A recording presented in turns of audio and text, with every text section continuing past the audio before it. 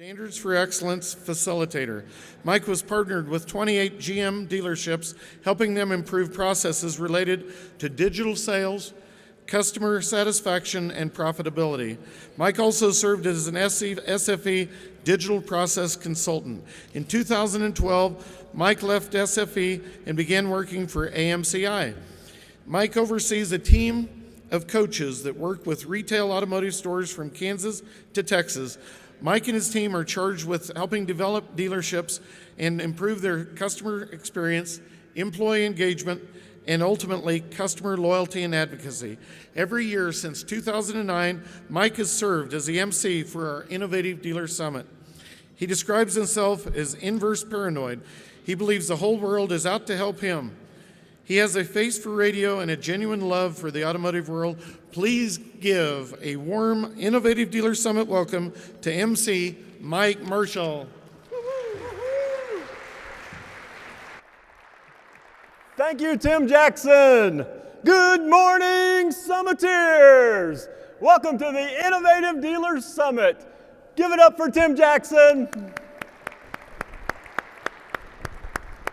I've been working with Tim for 20 years, and it only seems like 5 minutes underwater. I have advice for people, and that is, always be yourself. And if you can't be yourself, be Tim Jackson.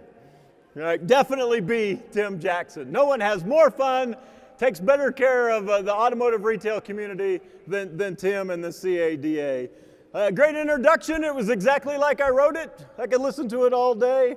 I'm excited to be here, and we'd like to welcome the sponsors, the exhibitors, the vendors, and the Summiteers to the 2017 Innovative Dealer Summit. The Innovative Dealer Summit is your official sponsor for next record-breaking year. Glad to have you here. I'm excited to be here. I can't wait to hear what I have to say. Actually, I'm excited to be anywhere at this point. Last week, I went to one of my dealerships, and I knew I was going to be there all day, so I had them do some work on my car. So they put all new brakes, action shot. Thanks, Steve. I had them do some work on my car, right? So I had new brakes. The other side is better. I got to quit doing that. And so they did tires, brakes, went through the whole car. And so I got in the car and everything was working wonderfully, and I was about 300 miles away. I was driving through St. Louis. Anybody who's come through St. Louis on the bridge there, it's about 6 lanes wide. It's 2 interstates combined. Everybody's going about 90 miles an hour.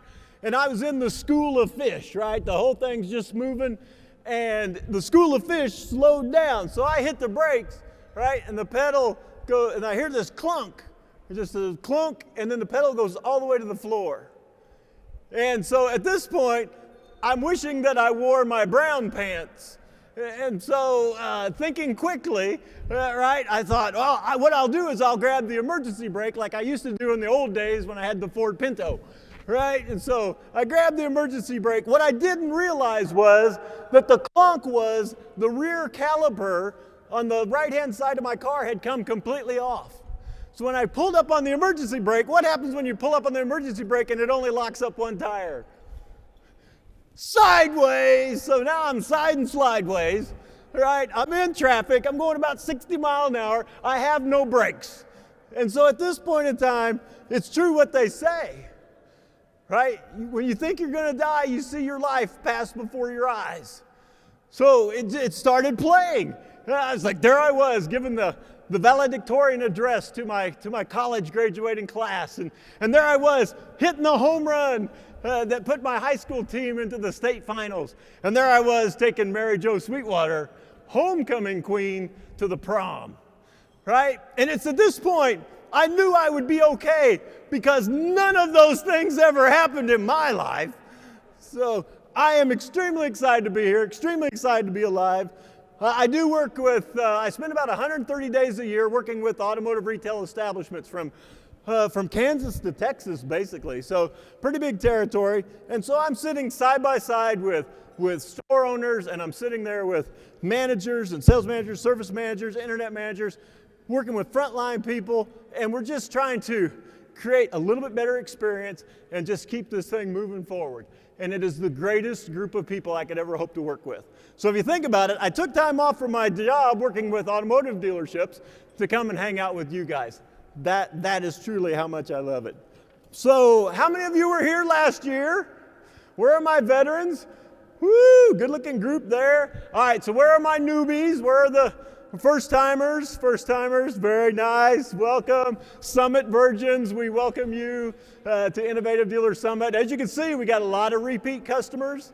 A lot of people come back, and so we do have an absolutely amazing opportunity for you.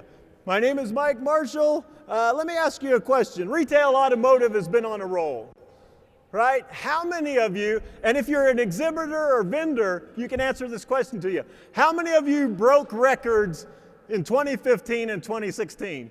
Be it revenue growth, profitability, sales. Put your hands in. I'm asking so it's not bragging, right? How many of you broke records, had good times, right? It's been a lot of fun. And so how many of you work in a store or work for a vendor company that won an award last year? How many of you won an award, manufacturer award, could have been the Summit Award, the President's Award, the Quidditch Cup?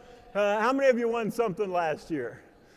Exactly. So here we are in this room full of winners, right? And I love to be associated with winners. It is an elite group, so if you don't mind, I'd like to take a photo of you winners.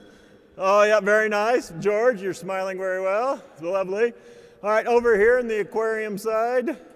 All right, I got a picture of Steve taking a picture of me. That is just frightening. So my wife knows that I'm out here working. Hi, honey, I have a job. You guys had an amazing year. So I guess the question becomes this. What the heck are you doing here? Right? This thing is rocking. You're selling cars, you're making money, profits are good. And I asked my stores the same thing. I said, what do you need my services? What do you need from me? And here's one of the things they've been talking about lately. They see headlines like this and they're starting to feel this, right? Sales have plateaued. So things were rocking and rocking and rocking, and now they're seeing a leveling of sales. What I have to keep reminding them is, it's plateauing at a record high. That's a good thing, right? So if you look at the chart, for the last 7 years, automotive sales since 2009 have risen every single year. How many of you have people who work in your dealerships that have worked in your dealership for less than 7 years? How many of you have salespeople? How many of you in the vendor world have been working for your current vendor for less than 7 years? You've never experienced anything but a growth market, right? So stores are asking me now, okay, where's the next growth opportunity? How do I continue this? I've had a good time. I want it to continue. How am I going to make that happen? Another thing that they talk about is the future is here now. We've been talking at the Innovative Dealer Summit about the digital future and what this is going to mean to the car business. We've been talking about this for 9 years. Well, it showed up, right? Crazy chart. If you look at this particular chart, the top line is growth of online sales in billions of dollars. The bottom line is the decline of mall store sales, retail store sales, in billions of dollars. So it appears to me, when you look at the chart, the future arrived in 2014. Right? You look at that big gap there, and it's just starting to separate, and you go, okay, it's really here. Here's a startling statistic. Employment at department stores plunged by 250,000 people since 2012. Clothing, electronic stores, all of it is declining, and yet the online continues to grow. This is a map of all the Sears, Kmart, and Macy's stores that are scheduled to close before the middle of this year. Incredible change in our marketplace. You see headlines like this: your next car will be delivered like a pizza, right? An article from Business Insider about the vending machine that Carvana is using with their used cars. Crazy stuff is happening. When I'm meeting with sales consultants, here's the question I ask sales consultants at the sales meeting now. In what ways is interacting with you better than going online? Think about that for a second. At the sales meeting, I have to ask, what way is interacting with you better than going online? Some of them don't have an answer, right? I don't know, I like Amazon better than talking to me. That's not going to get us where we need to go. How many of you have seen the service kiosk? They're testing these now. You pull up, no need for a service advisor. You punch in what you'd like to have done with your cars, put your car keys in, spits out a work order, and will give you your rental car keys. When I'm talking with service advisors, the question I ask them is, what would stop you from being replaced by a kiosk? Right? How is interacting with you a better experience, better for the customer, better for the store than interacting with this piece of machinery? I mean, it's incredibly frightening what's going on in the marketplace. So the future is definitely here now. And you're in exactly the right spot at the Innovative Dealer Summit to prepare you to move forward. We brought some of the most amazing speakers that we've ever had a lineup for. One of the things that I ask the stores is, what do I need to do more, better, different, or less? And the question is very specific, more, better, different, or less. So sometimes we're doing it, we need to do it, more quantity of it. Sometimes we're doing it, but we could be better. Sometimes we need to do something completely different, and sometimes we need to stop. There are things that we need to stop doing that no longer are applicable, that are holding us back. So think about this. As you think about the wonderful list of speakers for the summit, think about these three questions. What do you hope to learn here? What problems are you hoping to solve? And what is your greatest area of opportunity? If you look at the speaker list from the standpoint of those three questions, that'll tell you who you need to go listen to. That'll tell you which booth you need to go visit, right? What problem are you trying to solve? What do you hope to learn? What's your greatest area of opportunity? All right, so think about this. Where are your peers? In the state of Colorado, there are 260 franchise dealerships. So if you calculate that out, say that's, around 8 or so owners, general managers per store, or managers, general managers, owners, and things like that. That's 2,000 people who need to hear the message that we're bringing for the next 2 days. There's 248 people in this room. So where are your peers? All right, the reality is that there are no traffic jams along the extra mile. Right? The folks who come to Innovative Dealer Summit are the progressive dealers, the folks who are looking for those new ideas, the folks who are doing different things. And how do we know it works? 12%. When we look year over year and we do a cross-sell report of stores that don't attend the Innovative Dealer Summit and stores that do attend Innovative Dealer Summit, we see a difference in sales of plus 12%. And at Innovative Dealer Summit, we're going to take full credit for the 12% bump. All right, maybe not. All right, so I'm sure we have a small part to play in that. What I think is truly going on here is the folks that are here are also the folks who are not afraid to innovate. They're the folks not afraid to adapt to this new digital world. It's the folks who come here that have that mindset of, I'm going to do something more, better, different, or less in order to be even more successful tomorrow. That's the type of people that you are, and that's the reason that you come to the Innovative Dealer Summit. You're here to gather, network, gather ideas, and grow, and we've got the proven event to help you do just that. Like I said before, the lineup is the best we've ever had. And let's be honest here. You know and I know that some of the greatest learning also takes place when you guys interact with each other. So the opportunity to interact over breaking bread in the hallways, after sessions, before sessions. The opportunity, one of the things I love about Innovative Dealer Summit is it's small. It's not Digital Dealer where there's 2,000 people. When you see a speaker present at Innovative Dealer Summit, they don't disappear. Right? You have the opportunity to talk to them. You have the opportunity to pick their brains and to share ideas and talk about what's working, what's not working.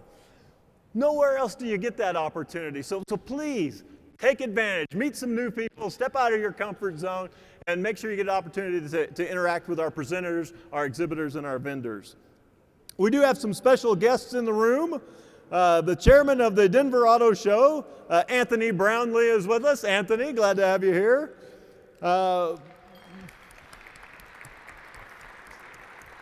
We also have with us the chairman of the CADA, Ed Dobbs is with us. Ed, congratulations, working with Tim Jackson. We have, yeah, take a bow, Ed. Take it. You deserve it, man. And we also have from Sonic Automotive, their marketing representative, Karen Mann, traveled up from Texas. Karen, glad to have you here. And we're extremely excited to have with us immediate past president of the, or chairman of the NADA from Glenwood Springs Ford, Mr. Jeff Carlson. Glad to have you here, Jeff. Jeff's a perennial. All right, so you got some materials. I would encourage you to write your name on any of your handouts, things like that. We find a lot of stuff left on the tables and that type of thing. The next opportunity is at your seat. You have your Innovative Dealer Summit Action Plan. Could you wave one of those in the air? Come on, wave one. I need to see them. There, that's what I'm talking about. All right, those is old school, right? Carbonless copies. So the goal here is that learning is not taking place until behavior has changed, right? In order for behavior change, we have to remember what the great idea was that we had while we were here. So if you look on the form, there are 4 spots to write action items. So this is what, when you take a bunch of notes, but take that one key nugget, write it on your action form, right? Press hard, you're making 2 copies. What you do with that is at the end, when you get ready to leave the summit, you take off the top copy, take that with you. Take the bottom 2 copies, leave them at the registration desk. 2 weeks from now, we will send you via snail mail your very own action plan in your own handwriting. And you'll open it up and you'll go, this guy writes just like me.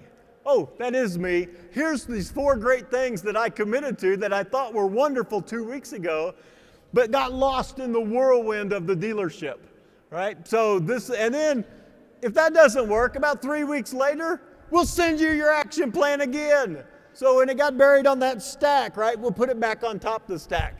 And so our goal is for you to take away actionable items, things that you can do more, better, different, or less, that will make a difference in your store. If you're old school like me, you can do it on your phone. I always start a little notes page in my note phone, and what I like to do on it is I keep it simple. Things I will start doing, things I will stop doing, right? And I make those notes, and I find that that's very helpful, and I can find that when I go back through my notes. Lee Iacocca said it best, the discipline of writing something down is the first step towards making it happen. So if you don't make notes, you're going to hear a lot of stuff. Your brain's going to be mushy here in a little bit, right? Make sure you capture it in writing before that happens. We may take some action items from you. As the program goes on, I may call upon a few of you to share some of the things that you've written down. So as they say at school, there may be a test. The exhibitor bingo. On the back of your program, you have this page, right? And as you visit each exhibitor booth, they will put a dot, make a mark, do something really cool. And if after you've filled up your page, we will be collecting those on day 2. At the end of day 2, we will do a prize drawing of those forms, and we do have some amazingly fabulous prizes. So it's definitely worth visiting all our exhibitors. They got great stuff to share, as well as they're all wonderful people, and I think you'll have a good time interacting with them. We also have, new this year, the Digital Help Desk. What the heck is the Digital Help Desk? If you go out past registration, you go to your right, there's a team of people sitting there. It's kind of like your own personal geek squad, right? They're sitting there ready to answer your questions on your website, SEO, Google Analytics, how do I pull a report, anything you can think of, no question, big or small, that this group can't handle. So no charge, free of service. There's also a charging service back there. So if the phone starts to run low, it's secured, so you can put your phone in the little booth, it starts to charge, you lock it up, go to a session, come back, unlock it, take your phone out, fresh batteries, Geek Squad's right next to you, all courtesy of the Innovative Dealer Summit. So some pretty good stuff there. Last but not least, everyone who's registered for this conference has a ticket to the charity preview party. How many of you have been to charity preview? That's what I'm talking about. It's like having your own private auto show. 450,000 square foot of auto show and about 3,000 people at the charity preview. There's times you won't see anybody except all the cars and all the beautiful stuff to look at the auto show. The auto show, or the charity preview, benefits 3 charities: the National Jewish Health, the Denver Post Community Foundation, and our very own Clear the Air Foundation. So when you look at that, they've raised hundreds and hundreds of thousands of dollars for these 3 things. $100 of every registration for this event gets donated to the charity preview party. And I've also been asked to remind you, after the summit today, don't go eat. Right? At the charity preview party, there's tons of food, and it's usually fabulous. The theme this year is Carnival. So Tim, I'm expecting shrimp. Big ones. Shrimp the size of kittens. That's all I'm looking for. All right. We'd like to say thank you to our sponsors, especially our breakfast sponsor today, Cox Automotive, making your breakfast possible. And last but not least, hit us up on social media. The hashtag is IDS17. Facebook, Twitter, Instagram, Snap, you name it, we're on it. Let us know how the sessions are going. Those will appear over on this screen, and who knows, we may actually read one from the stage. Last thing before we begin our speakers is our disclaimer. There has to be a disclaimer. The Innovative Dealer Summit may cause nausea, swelling. No, that's the wrong one. Innovative Dealer Summit would like you to know that while we may not endorse every idea or product presented over the next 2 days, we think it's important for you to hear from wide-ranging points of view. CADA is always available to provide you with its perspective, opinion concerning the compliance of any product or service that you may consider for your dealership. All right, got my disclaimer out of the way.